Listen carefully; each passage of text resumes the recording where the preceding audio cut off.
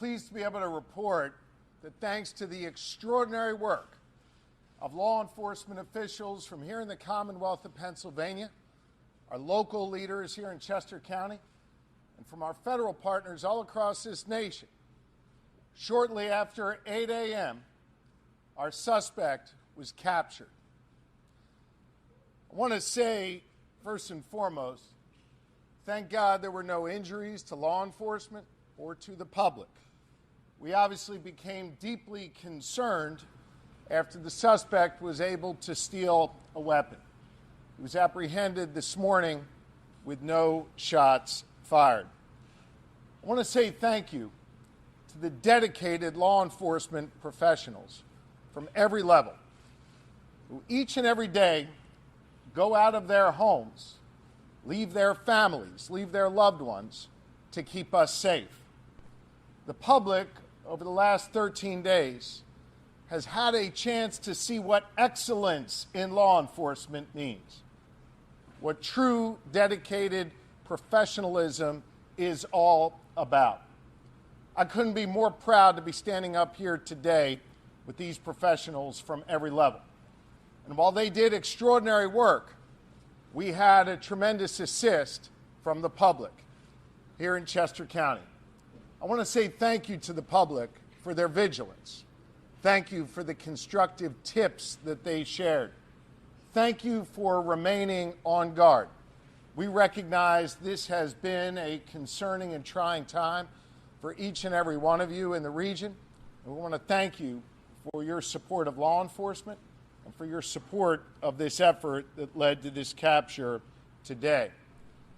I hope the good people of Pennsylvania, and indeed the folks all across this nation, got a chance to see how government is supposed to work, how law enforcement is supposed to work, where we all come together, where we focus on the mission. And while the women and men up here behind me may wear different uniforms and different badges, we were here with common purpose, and that was to apprehend this suspect and keep people safe. Leading this effort has been the Pennsylvania State Police.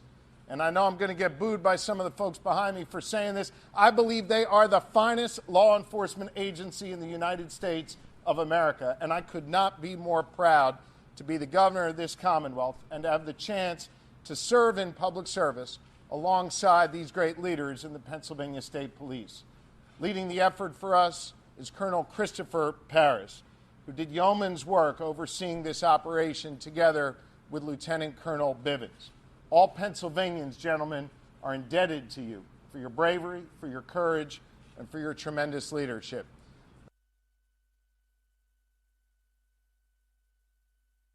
Colonel Christopher Paris. Thank you, Governor. I would like to make a few brief comments. I'd like to dedicate those comments to the victims of Cavalcante and their families. At the end of the day, all of the people behind me here work for justice and for the victims. A close second to the people of Chester County. We appreciate your support, and we appreciate the dedication that you have shown us and the generosity that you have shown us. We are in your debt.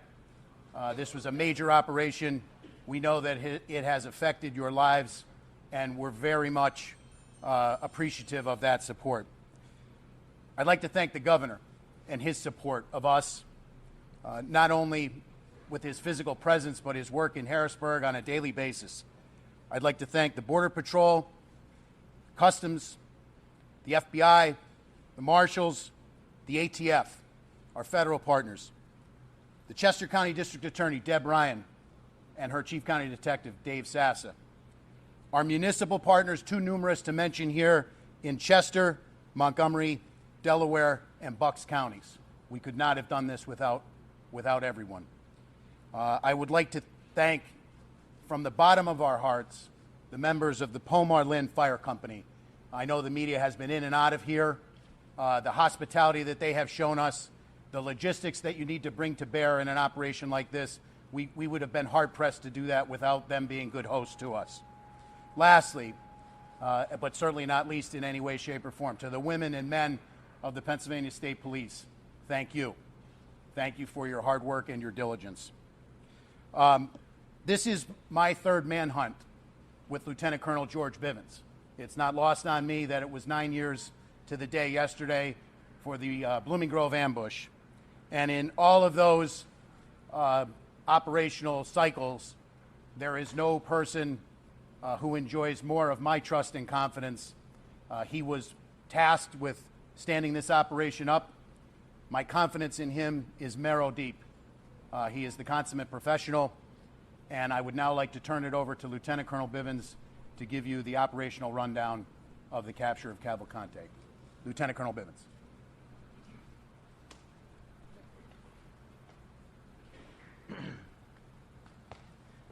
Thank you, Governor. Thank you, Colonel.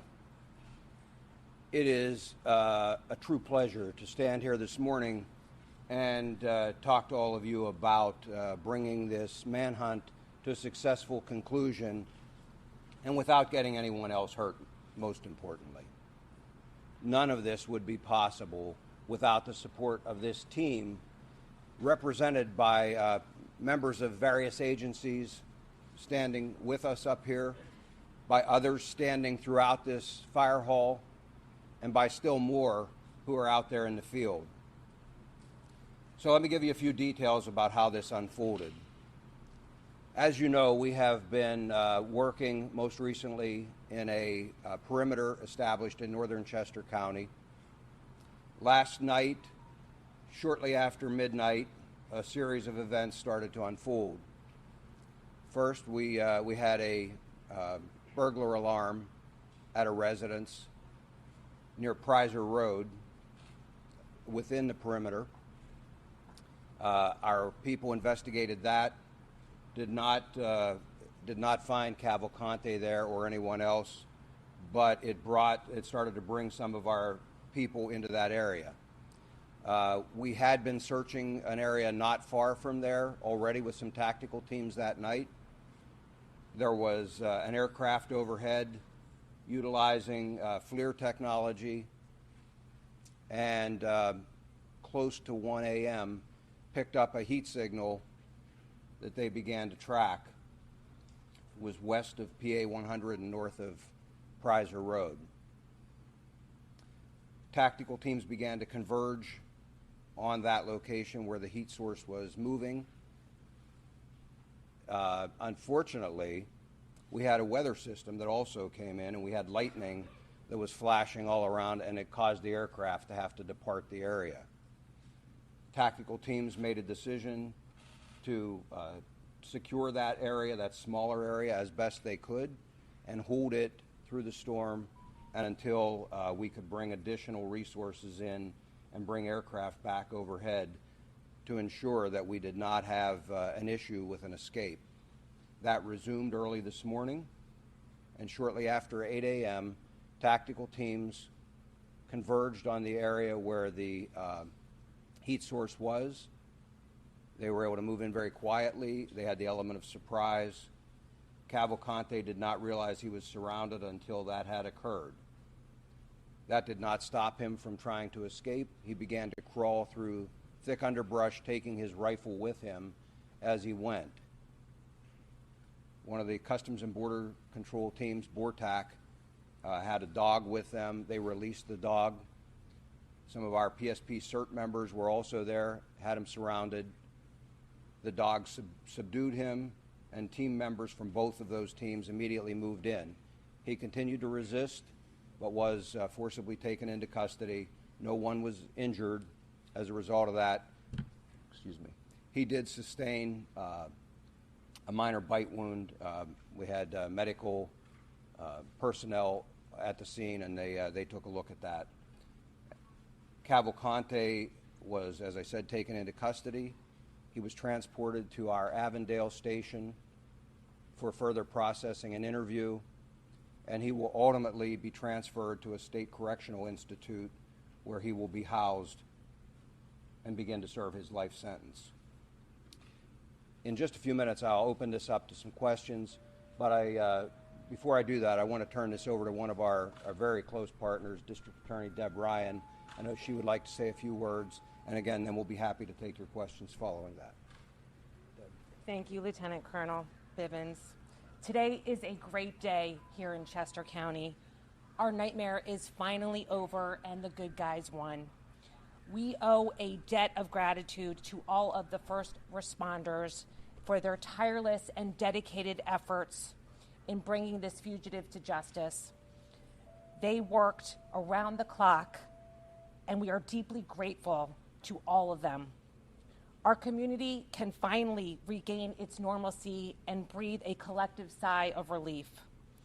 This would not have happened without the collaboration and efforts on behalf of a multitude of agencies. I need to thank the governor, Colonel Paris, Lieutenant Colonel Bivens for his unflappable and dedicated leadership, the U.S. Marshals, the Chester County Detectives, the FBI, U.S. Customs and Border Patrol, the Department of Emergency Services, the Sheriff's Department, and every single person who went out into the field in the most horrendous conditions. We had weather problems, we had terrain problems, and a ton of obstacles that prevented our capture from occurring as expediently as we wanted. We have the best people in the business, and we never lost faith that this capture would occur. We knew that it was just a matter of time. The scope of this manhunt was extremely impressive. The brave men and women who went out there every single day are our heroes, and I am proud to be a part of this collective team of people who worked around the clock to bring this man to justice during this monumental challenge. They utilized every piece of advanced technology, dogs, drones, helicopters, every asset available was put out for this capture. I can't express our gratitude deep enough to all of them and to the community for their support. We received dozens and dozens of donations, well wishes, and kind support from everyone in the community, and we thank this firehouse for housing us. We know we disrupted their lives for a while. One of the first calls we made upon learning about this capture was to the Brandow family, who, as you can imagine, had been living in a complete nightmare. They are so grateful to the men and women who helped with this capture. They can now finally sleep again. I can't thank law enforcement enough for their efforts. Thank you.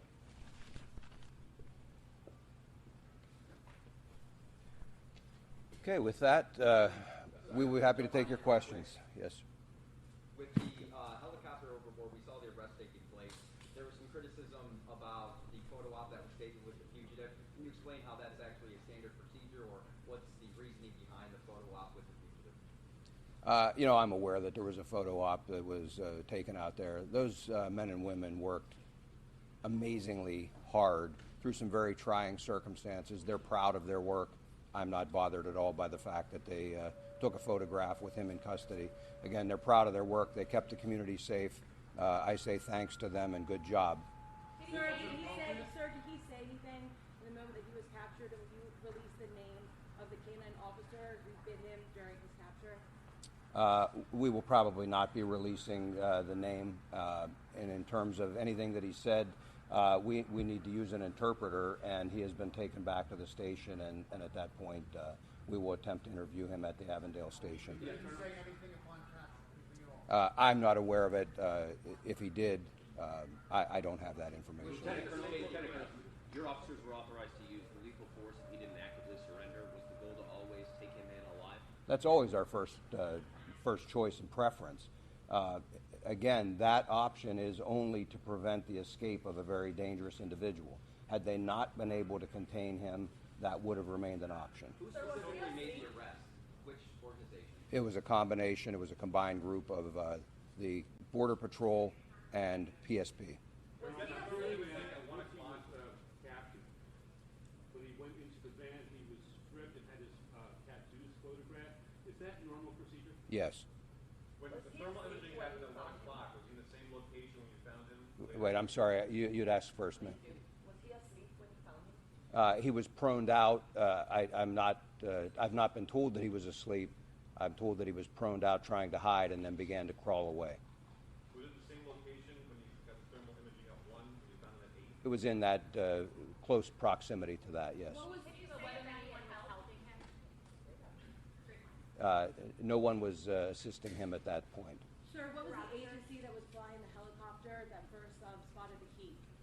That was the DEA, and that was a fixed-wing aircraft. Were you worried as law enforcement that you had to down the plane and there could be another chance for escape? I mean, that's obviously the plane had to land, but what kind of risk did you have to calculate with that? Well, as I've told you throughout this investigation, there are always things we have to contend with. Everything isn't scripted and doesn't go perfectly. And so it's just another challenge. Worried, I don't think, is the word that I would use. We simply had to adapt. And so we secured that inner perimeter while always keeping our outer perimeter secure, so that if he did manage to get out of that inner, we would box him in yet again. How tough an adversary was he? He led some very high-profile, difficult manhunts. How tough an adversary was he compared to some of the others? I don't know that he was particularly skilled. He was desperate, and I've said that all along. You have an individual whose choice is go back to prison and spend the rest of your life in a place you don't want to be, or continue to try and evade capture. He chose the evade capture. He was in good shape, obviously able to climb, as you saw, to get out of prison. But ultimately, as I said all along, we had an amazing team assembled here, capabilities that are just very formidable. And I was confident all along that he would eventually be captured. And ultimately, this team, and I credit all of them, for bringing together their collective experience, the resources, and being able to apply that and capture him. It's never easy to find someone who doesn't want to be found in a very large area. Previously, you said you were reserving comment on if anybody was helping him throughout the search. I know you said no one helped him this morning. Can you say now that he's in custody whether he received help these last 13 days? There were people who were intent and intended to assist him. We had been successful. To the best of my knowledge, we had been successful in preventing that assistance from reaching him. Does that include his sister? Yes. There had been some frustration, some criticism from the public as this was stretching on. Now that it's over, do you consider this anything other than a success? No, it was absolutely a success. And I got to tell you, I think by and large the public stayed amazingly supportive. I had some third grade students stop by yesterday and drop off letters and notes of support for all of these responders. We put them out for them to see at briefing time and things. That's the kind of support we saw from this community. There will always be criticism. There will always be people who think they can do this job better, and they're entitled to that opinion. What I would tell you is, again, I put my faith in this group of experts, this group of seasoned law enforcement professionals, the dedicated men and women, not only of the Pennsylvania State Police, but of all of the other partner agencies who went out there every day. I'll put my money on them any day of the week, and I believe the community supported them and continues to. Will he be charged with escape, and when will those charges be filed? We'll be discussing with the district attorney what, if any, charges will be filed. But for right now, again, there is a commitment, and he is going to begin serving his life sentence at a state correctional institution. What happened to his sister now? She is in the deportation proceedings. That will proceed as had been initiated. Do you know where Cavalcante got the Eagles? I'm sorry? Do you know where Cavalcante got the Eagles hoodie from? I do not. Other than the rifle, what did he have with him? Did he have anything else? Just the clothing and things that he was wearing. Did he at the attempt time. to shoot? Did he attempt to try to disengage? He did not have an opportunity to, no, How sir. many officers were on the ground as confirmed? I don't have an exact number, but looking at the teams we were sending in there, in the immediate vicinity was probably 20 to 25. And can you tell us more about what those 20 to 25 look like? Like, did they have specific armor? What Yes, they were tactical. They were a tactical team. You would expect camouflage, full armor, long rifles, that kind of thing. Which agency? Customs and Border Patrol was their BORTAC team out of El Paso, and then Pennsylvania State Police CERT. It's our Special Emergency Response Team. Once on the ground, they've now pinpointed him, right? They're Yes. on the ground and they're quietly moving in place. Length of time? From that point, probably 5 minutes. It played out fairly quickly once they had identified him and moved in. He detected them at that point once they were already in position, and again, he started to crawl away, and it played out very quickly then. Sir, what is your greatest lesson from this 14-day manhunt? You know, I don't know that there's any single lesson. I will tell you that I learned something from all of these, and as I told you before, I bring that experience to the next one.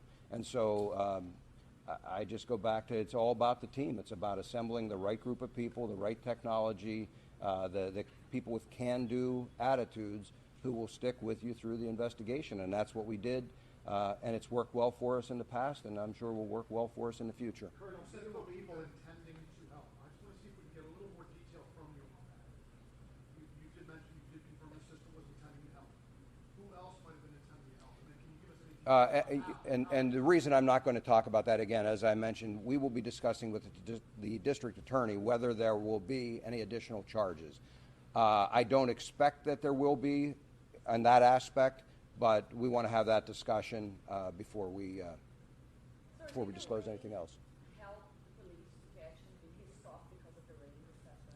No, I think he stopped because his normal pattern was to travel in the late evening, early or overnight hours.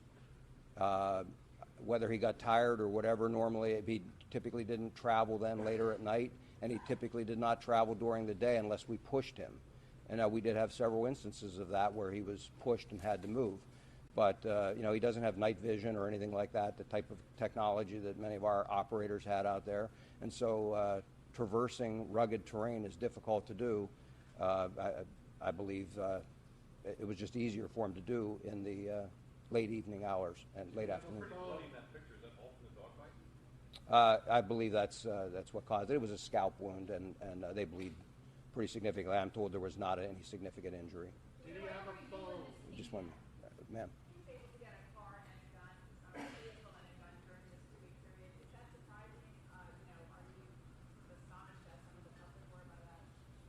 No, I mean, all along, we asked people to secure as best they could.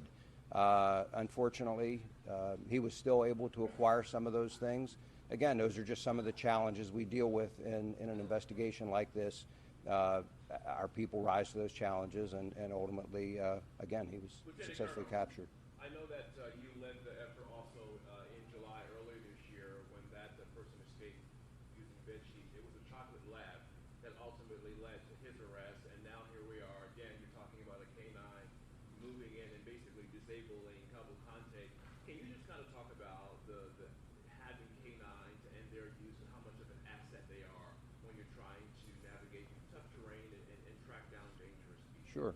I mean, in the case of Tucker, he was kind of a civilian. I would say we deputized, and brought him in. He's now an honorary member of PSP, but lab. But he was not involved in this. That was in Warren that this gentleman was referring to. Just, I believe it's a Shepherd or a Belgian Malinois. Just 1 minute, if I can come back to this gentleman, I apologize.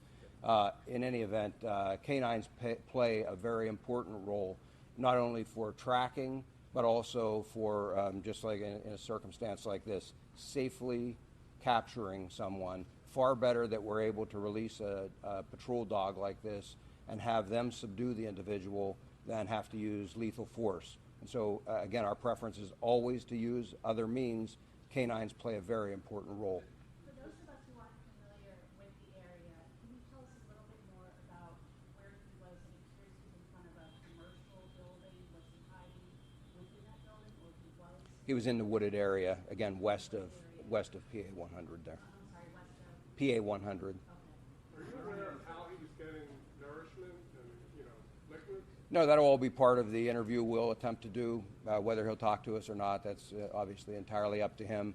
But that will be something that we'll be asking. Sir, at this juncture, can you release where he worked in Chester County prior to his 2021 arrest for homicide? Unfortunately, I don't have that the list of those locations. I know that he did a variety of jobs installing flooring, but I don't have the specific list of work locations. How long will he be at the Avondale Barracks? Long enough for us to process him, and however long an interview lasts with him. I don't expect it to be for a very extended period of time, and again, at that point, he'll be transported to an SCI. Sir, was there any concern that he would team up with another small man to step inside the trench coat, Little Rascal style? No. Can you give us more detail on the actual encounter Again, I didn't see this specific capture. What I would tell you is the way those dogs are trained is to simply go to the person. They will grab whatever is closest for them to grab, and then they are trained to detain that individual. They don't just keep biting and releasing or trying to cause additional injury. They simply grab onto and try and hold that person in place until officers can get there. So that's why they're never released, at some great distance or unsupervised. There are officers close by who can then move in. The handler can immediately pull the dog back off of they give them a command, pull the dog back off, and then officers take over from there. He did. I don't have the name right now.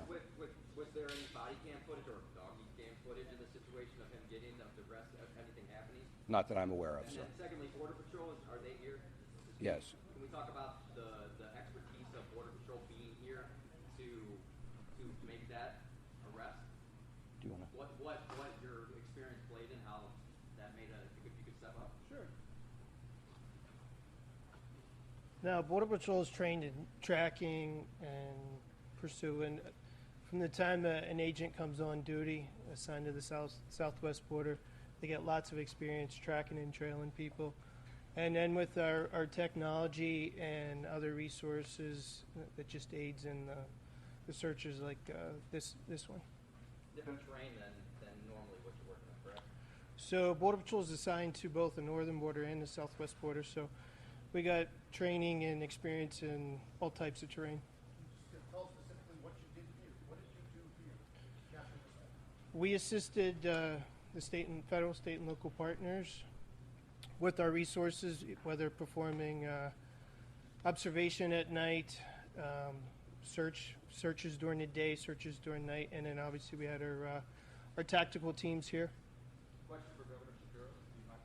Governor, yesterday you described just not 24 hours ago right here that you were calm and that your commanders over this operation were also calm. In hindsight, how did you balance the obvious pressures from outside that were forever saying, find him yesterday? Look, we had a job to do, and that was to capture Cavalcante. And I had the absolute best team working on this. I'm proud to be associated with the Pennsylvania State Police and all the law enforcement leaders who were behind me, federal, state, and local. We knew we had the best, and we knew, as Colonel Bivens said multiple times, he was desperate, and it was just a matter of time. I couldn't be more proud of them. And I want to come back to two questions over here that are related to Mr. Holden's question. One was about the assets that we deployed beyond the people.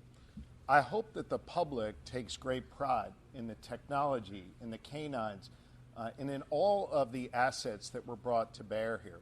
We ask a lot of the public through their tax dollars to support the police, to support law enforcement at every level.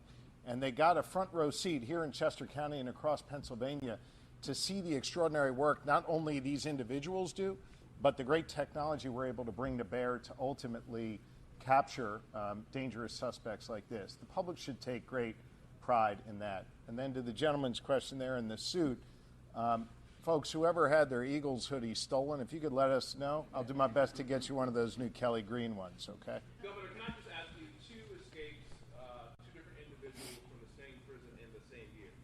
What do you say to people who live in this area to see what is happening at the Chester County Prison, and what are you guys going to do moving forward to try and prevent this kind of thing from ever happening again? Here in Pennsylvania, our system may be a little different from other states. We have state correctional institutions, and then we have county jails. In this case, the Chester County Jail is run by Chester County officials. They'll answer those questions as to what occurred and what changes are ultimately going to be made. Certainly, the State Department of Corrections will be here to assist in any reviews or in any other work that they need done to make sure that that facility is secured. They obviously have a lot of work to do there, and I'm confident under the leadership of Chairwoman Moskowitz and District Attorney Ryan and other leaders in the county, they'll get that done. Is it estimated that the cost of the manhunt is about $1 million a day? I can't, put a price tag on it. We'll do our best to make sure that whatever can be tallied up is and is shared with the public. at the state level. I can't speak for our local or federal partners. Governor, you mentioned the pattern of what time of day he would travel. Were there any other patterns that you picked up on that were key in tracking him and gaining him and then ultimately catching him? There were a number of things that that we picked up on, and he didn't follow the same pattern every single time. Seemed to like to travel via creek beds. He liked other paths of less resistance, wood lines, power lines, gas lines, that type of thing. And that's actually fairly normal. Nobody wants to have to force their way through very heavy underbrush and things. And again, I mentioned the time of day, but all of that combined with some outstanding work and technology is really what brought this to a successful conclusion. Many people in Chester County are grateful for your efforts. I know you mentioned on Friday you were asked about containment and capture. Ultimately, that tactic was successful. Anyone that you would like to thank at this time? I know Landhope donated breakfast yesterday. WA has been big help with lunch. Any small businesses you'd like to thank? And then again, the people of Chester County. I will tell you that we have been compiling a list, and I don't want to stand here right now because I will absolutely miss many. Some of those that you mentioned have been outstanding supporters of us, and I thank them. We will publish a list of all who helped us out because we are very, very appreciative. That level of support is really one of the things that allows our people to focus on the task at hand and to try and be successful even quicker than we might otherwise have to be. When I gave you all a tour of the facility in here, I talked a lot about logistics and the support that's required to field a team of 3, 4, 5 or more hundred law enforcement officers out there.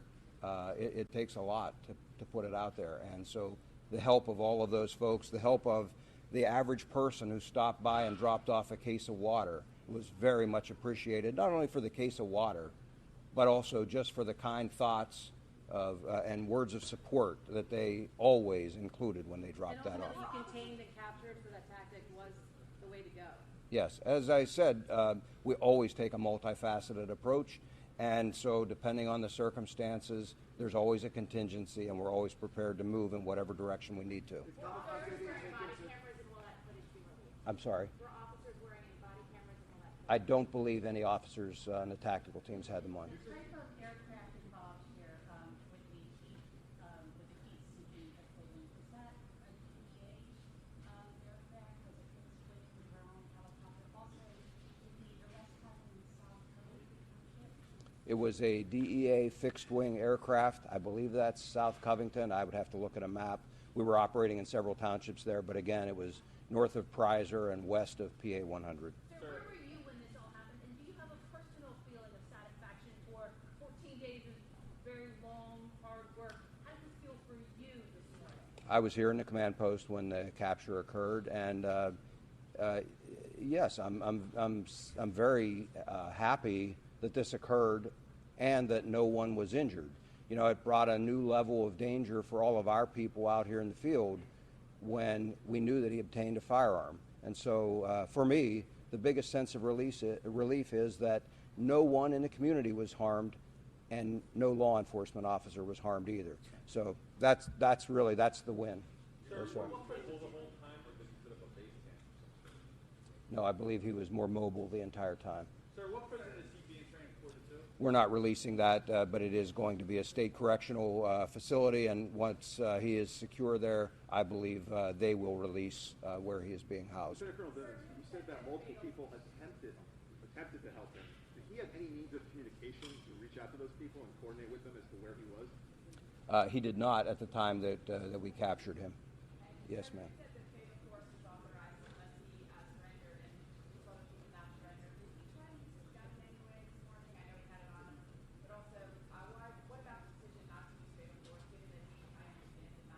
Well, as I addressed a few minutes ago, yes, he had the firearm with him. Yes, he was a threat.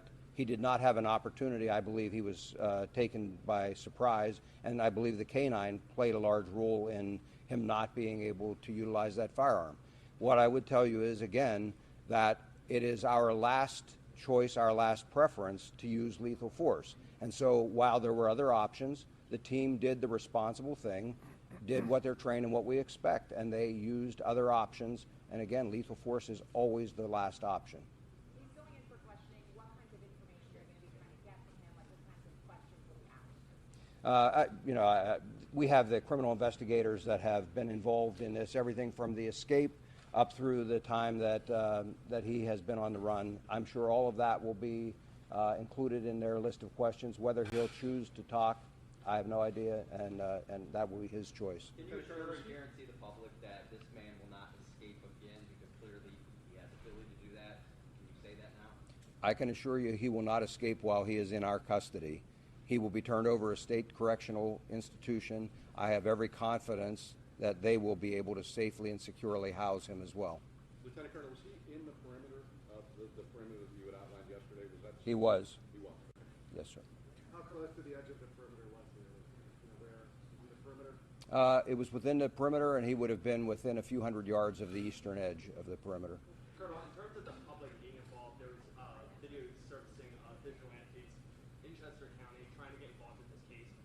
Moving forward, if something like this happens again, what would you tell the public in regards to getting involved in a case like this? I would ask them the same thing that I asked this time, and that is, please don't come out and try to become involved like that. You potentially take away resources that would otherwise be spent on the search trying to deal with those individuals, and we don't want one of them to get hurt unintentionally.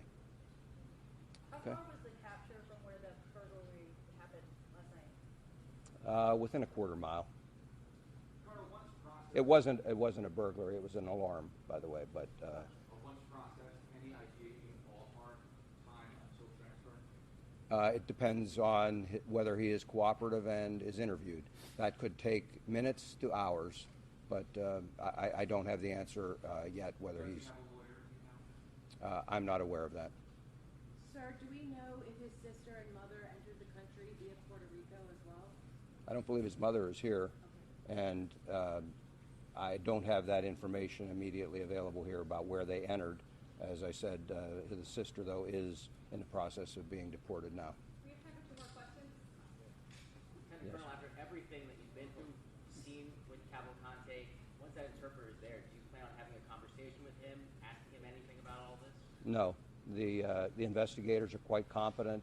They'll gather the information that we believe is important if they're able to, and I'm confident that everything we need will be gathered in that way. There's no reason for me to have a personal discussion with him. What's the message to anybody else who tried to escape?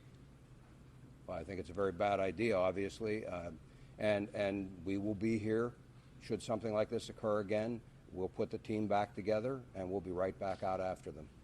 Okay? Thank you all. Thank you, everybody. Thank you.